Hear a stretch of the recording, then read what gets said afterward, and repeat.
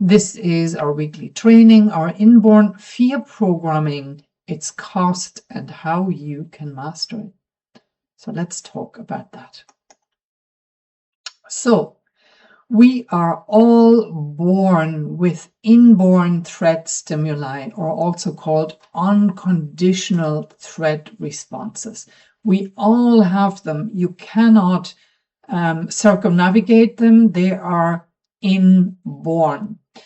So, for example, sudden noises or unexpected events can trigger instant heart racing and a freezing response. That's inborn. We will all respond in that way. Heights, darkness, small spaces can activate panic. All of this goes back to biological survival programming that we have, that we acquired in the process of evolution.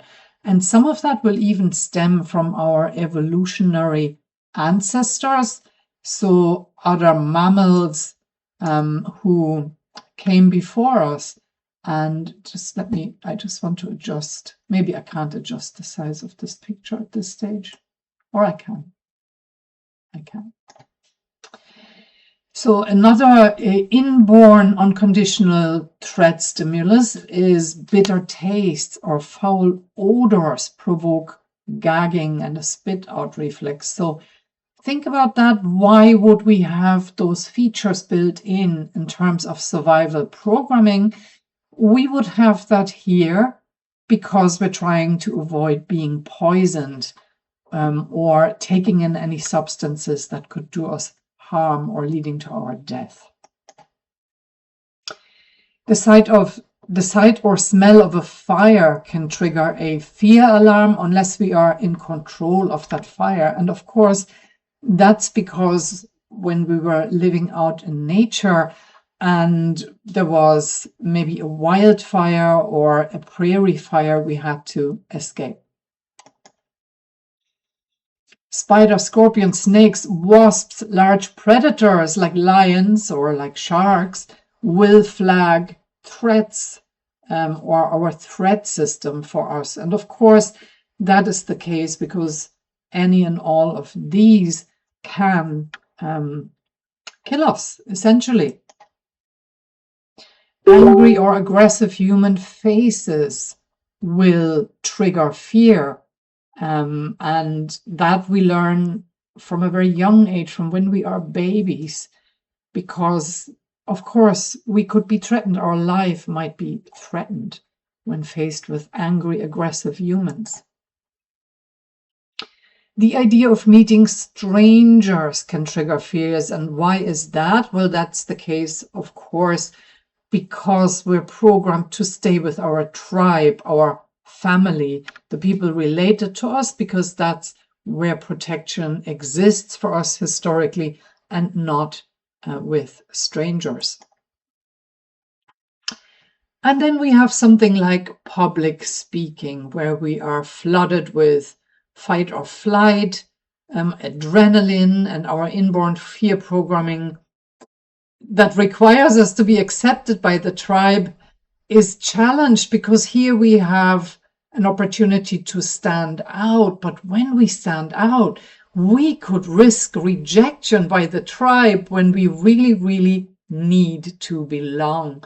So we can see how here, and as a matter of interest, the fear in public speaking is so big that for many people, this fear is bigger than the fear of death.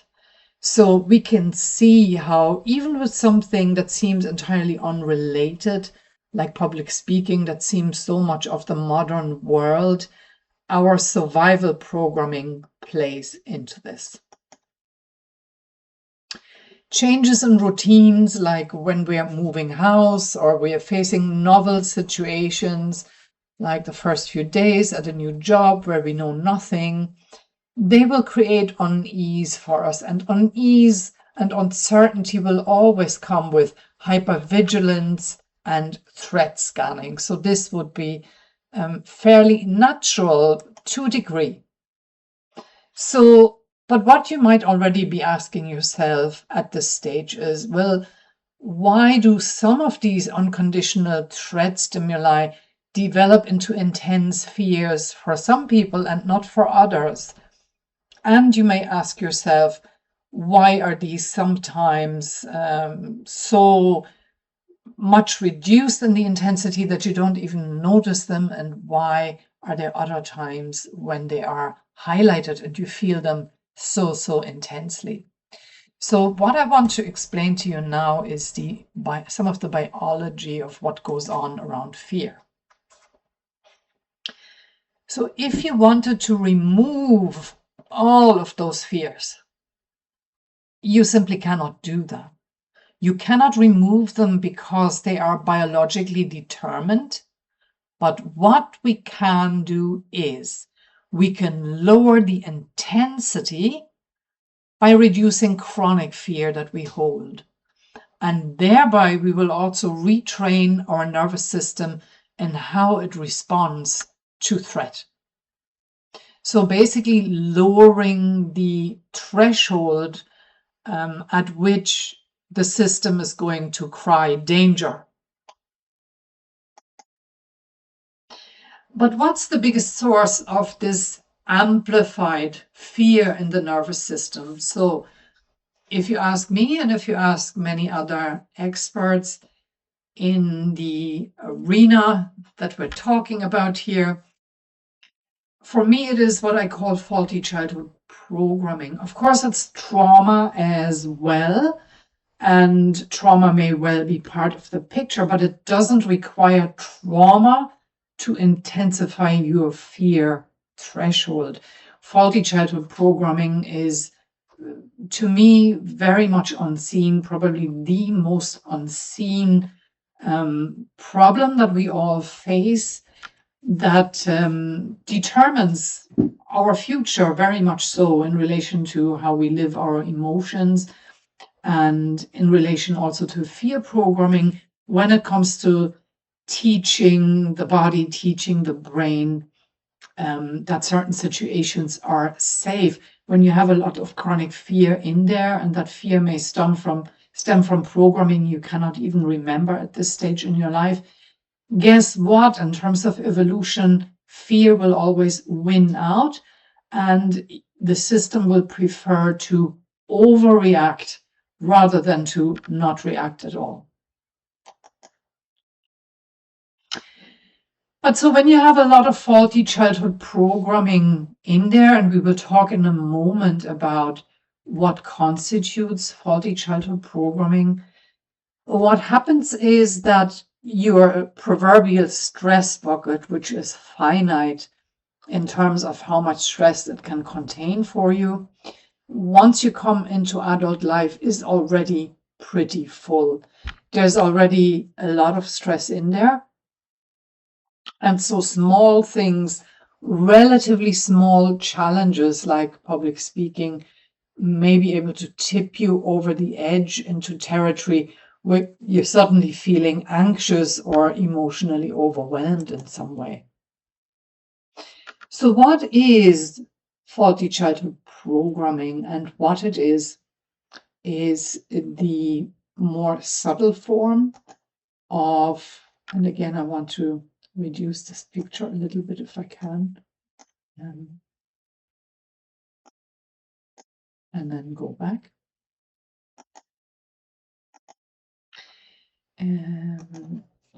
Faulty childhood programming is much more subtle than trauma. And I did say it doesn't take trauma to instill a lot of fear into you. So there are things in children's lives that occur on a daily basis that aren't even standout events to the child because they are so everyday. But nevertheless, these events which are repetitive, which occur on a daily basis, will have been informed by immature parenting, and they go against the child's biological expectation and against the child's developmental needs on an emotional level. So here are some examples for that. which sound so very everyday, certainly when they are read on their own. When you see the whole list together, you may already get a taste for them being not quite so innocuous as they seem. Suppressing a child's will. So talk about 2 to 4 year olds. They're at that age, they're really starting to come into their power. They're starting to disagree with their parents. They want something. Now, it may not always be completely rational or may not seem rational to the parent, but what's happening underneath, what the actual demand is the child beginning to assert their will. And if you suppress that completely, I'm not saying you always have to give in to your child. That would be the opposite extreme, and that's not a good idea either. But if it's suppressed on a systematic basis and the child never gets their will, then they will never have a sense of control. They will never begin to feel their own power, and that will create problems for them as they grow up. Babies that are left to cry, to this day, there are still parenting books out there that recommend that you get a baby to cry it out. Well, for a baby, there could be nothing worse than that, because again, for a baby, the crying is an attempt to take control, which is crying is pretty much the only thing a baby can do to try and attract attention when there's something wrong with them. And so if you leave them to cry, they lose their sense of control when the crying is not responded to. And that can lead to very severe emotional problems later on. When toddlers or, preschool kids in that age group and even older are asking for help, for support, making contact with their parents, and the contact doesn't happen and the help and support doesn't happen, and they're left to figure things out on their own, they're not developmentally ready for that. And being left to figure things out on your own when you're not developmentally ready for that will leave you anxious in the years to come, because you've never had the guidance that you needed at that critical age. Emotional rejection, criticism, fault finding by immature parents with their children prevent them from ever developing a good sense of self, from developing self-love, self-worth, and all of those things. If your needs and wants are dismissed, you end up feeling like you are too much or there's something wrong with you. And you may not trust that the world supports you and that there's actually help and support there for you. When your feelings are ignored, that's not a good thing. When affection is conditional, it will teach you that you always have to adapt if you want to be loved. Shaming, little recognition, little validation, devastating effects on personal development as well. And missing emotional comfort is also in that bracket.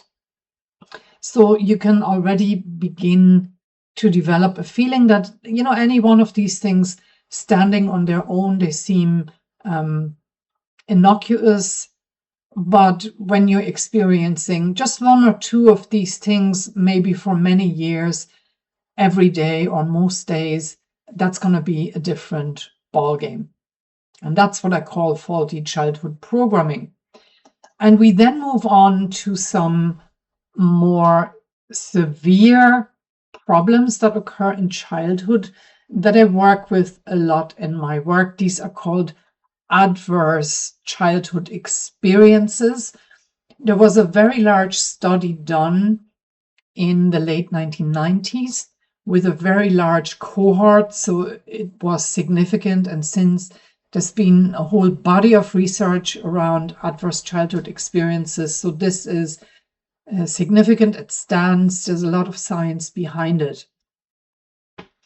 So most adverse childhood experiences occur in the framework of immature parenting, with perhaps inconsistent caregiving, where you have love one day and you don't have it the next, where you have care one day, you don't have it the next. And possibly those parents or caregivers too could be on the narcissistic spectrum.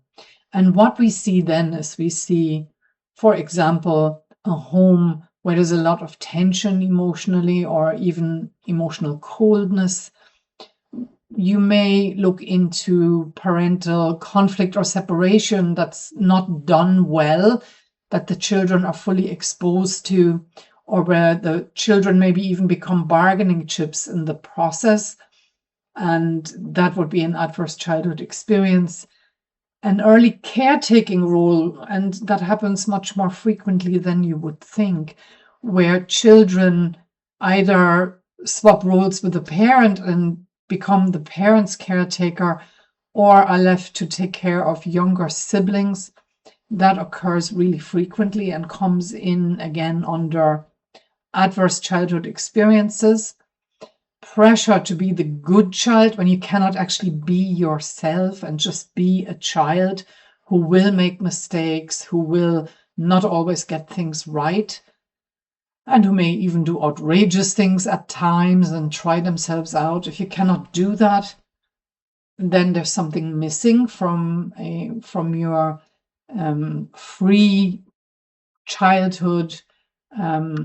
Chaos through illness, where maybe a parent is suddenly no longer available because they're preoccupied with their own health issues, or where maybe a sibling is ill and requires attention. When that goes on for a long period of time and the care just isn't there, that's an adverse childhood experience. Dominant and controlling parents, and unfortunately, yes, these exist. A dominant or high need sibling in the house, again, much more common than you would think, and it's something I've been hearing a lot of in the last few years. Bullying outside the home, issues with alcohol in the home. So the bullying outside the home is where the parents didn't catch it. It was basically overlooked and the parents failed to protect or never had the opportunity to protect, because often children over the age of 7 will fail to disclose. Issues with alcohol in the home, that's self-evident that will create dynamics that are very destructive for children. Threats of violence are enough to be adverse childhood experiences. Of course, we have all the abuse flags as well: emotional, psychological, physical, sexual, either in the home or again outside the home with parents failing to protect. All of these come in under adverse childhood experiences, but so does living with depressed, anxious, traumatized, or mentally ill parents that are not receiving adequate help or treatment and are not able to regulate themselves. So we have a whole long list of those. And I want to give you a little bit of the biology of how this works. I'm not going to go into this in great detail, but just to let you know that there is an actual encoding process that takes place on neurons in the lateral right amygdala when we face a threatening or dangerous situation, or a situation that's interpreted as such.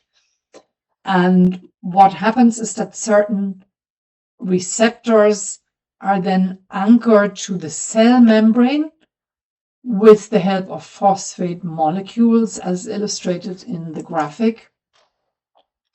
And the outcome of that will be that these encodings are characteristic of anything between trauma, adverse childhood experiences, faulty childhood programming, because all of these will have been interpreted as a threat of sorts.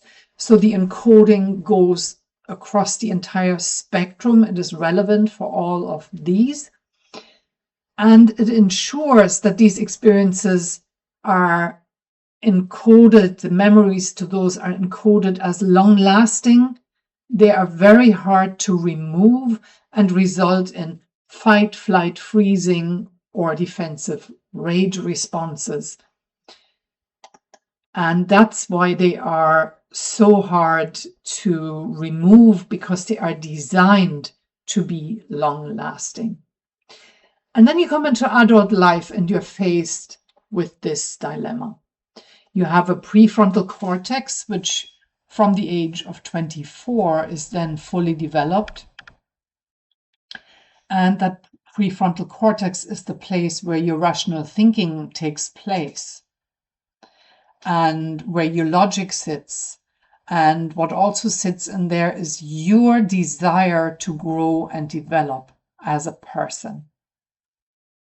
And on the other side, you have your limbic system, which is where intense emotions like fear and anger are generated. The job of that limbic system is to keep you safe. And from the standpoint of the limbic system, your safety equals your survival. So it has much, much more power in evolutionary terms. It will always win out. So when there's any question between the abstract idea of, oh, there's a challenge here and I want to grow, I want to develop, and on the other hand, a strong fear response where the urge is to keep you safe, guess which one will win out.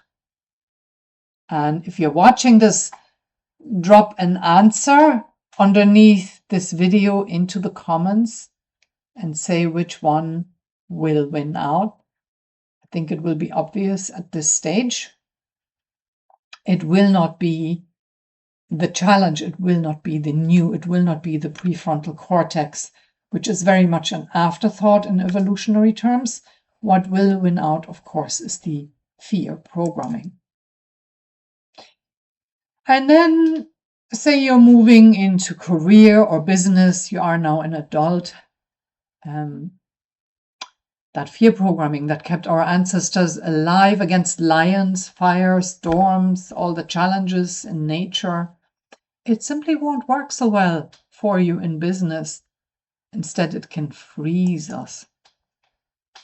So here's a list of challenges you may face in your career or when you're in business on your own.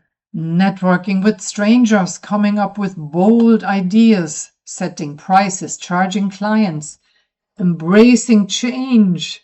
There's always change. For example, new tech. Taking calculated risks like applying for a new job. Public speaking. And all of these are going to be impacted by whatever fear response is running underneath. And imagine now that there's a fair bit sitting in there from childhood, that stress bucket is already 3/4 full or maybe even fuller. And then you have these challenges. It's going to be so much harder to navigate them. Because fear can warp our choices by pushing us towards safe and familiar paths over smart or bold ones. And so you're going to be more reluctant, you're going to be holding yourself back, you're going to just find it hard to take the steps you need to take. It's going to be hard work rather than coming easily. Fear will amplify worst case scenarios, and that means we may skip opportunities. If you hold a lot of fear, it's harder to think creatively. So for example, then it's harder to solve client needs, which means your customer service might suffer.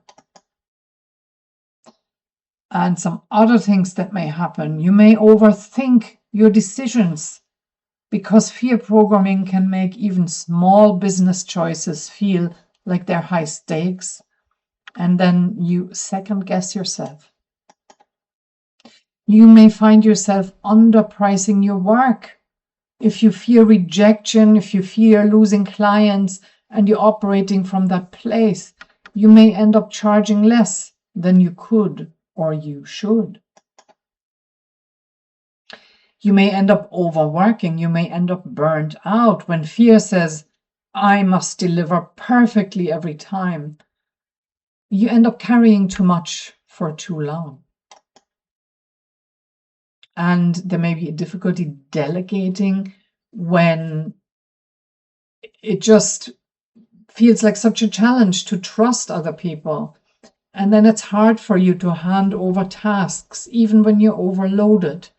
So you also see this in management. There are a lot of managers that micromanage, and that's from a lack of trust. So typically that means from a place of fear is where micromanagement comes from.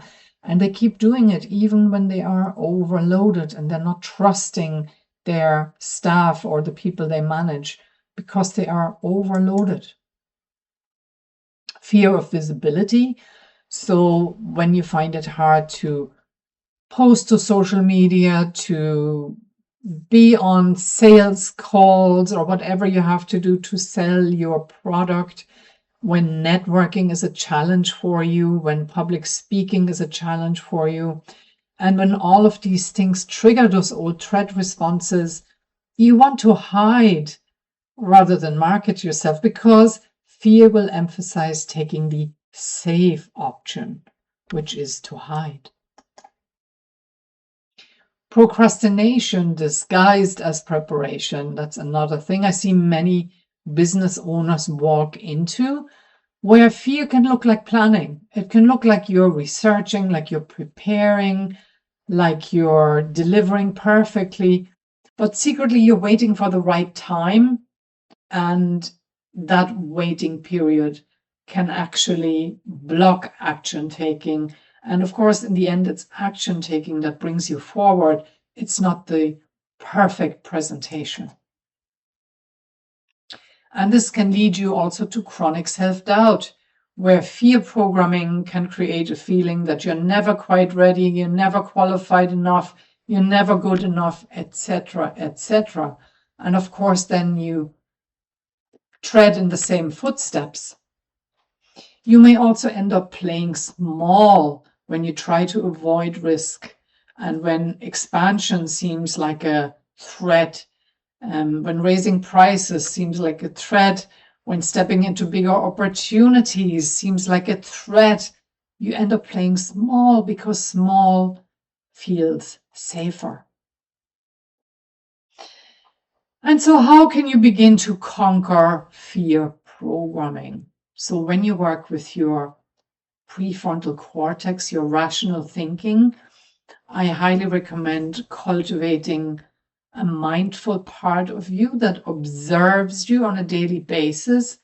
And so when you come upon fear, what you can then do, if you're mindfully aware of the moment, is that you can change the appearance of this somewhat.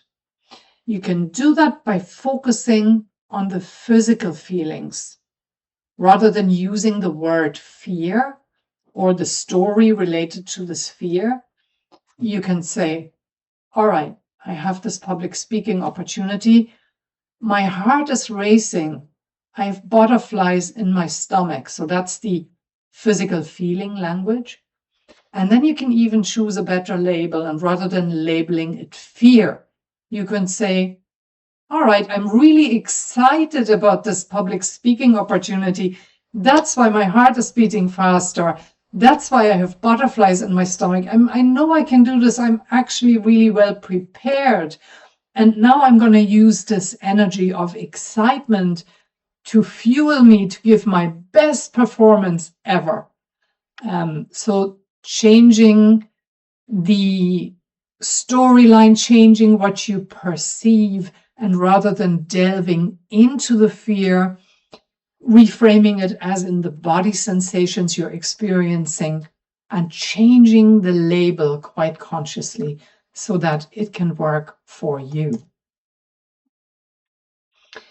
What's also very, very helpful is reviewing past fears that you conquered. So reminding yourself that this isn't your first time that there's a challenge in front of you. You've done similar things before, maybe even bigger things before, and writing a list of those things that you conquered before in the past, and maybe a list of the strengths that helped you conquer that fear in the past. And then replaying these successes in your mind So the evidence stacks up that you're actually strong, that you're able. And then to give yourself an affirmation that you can act, you can do this, even though you feel afraid, or even better, even though you feel that racing heart and you feel those butterflies in your stomach. And then just going out and doing it anyway, despite this racing heart and the butterflies in your stomach. Bite sizing can really help. So scary big tasks, break them up into smaller steps. So don't say, I have to develop this entire presentation today. Start with an outline, and then every day you create 3 slides, something like that. Break it down and work through these tiny steps one by one, and that will give you quick wins. So every day you do a bit, and by the end of 10 days, you have 30 slides. That's pretty good going. Make a commitment to yourself that no matter how you feel, you will work through the entire list that you have created from A to Z, and you will implement. And then just following through with that, regardless of what you label that emotion to be, staying on that physical sensation level and acting despite what you perceive in your body. And so if you already know there's likely faulty childhood programming there that's amplifying your fears, then you're well advised to clear that faulty programming so you can be free in business, free in your decision making. You will have a much heightened threshold for what triggers your fear response when you come out the other side of clearing that. And of course, that's the work that I do with my clients. Come along if you already have a sense that this is your territory. Then I invite you to come along to one of my free workshops that give you hands-on life-guided experience. You will walk away with real results from the workshops, a lot of insights, and some practical work already done as well. You will walk away with a set of simple techniques that are fit for home use that you can use to boost your business performance, for example, if you build them into your routine, because everything and anything is driven by our emotional capacity. And working with these techniques, I use them to clear faulty childhood programming. You can use them for daily maintenance to help your business performance.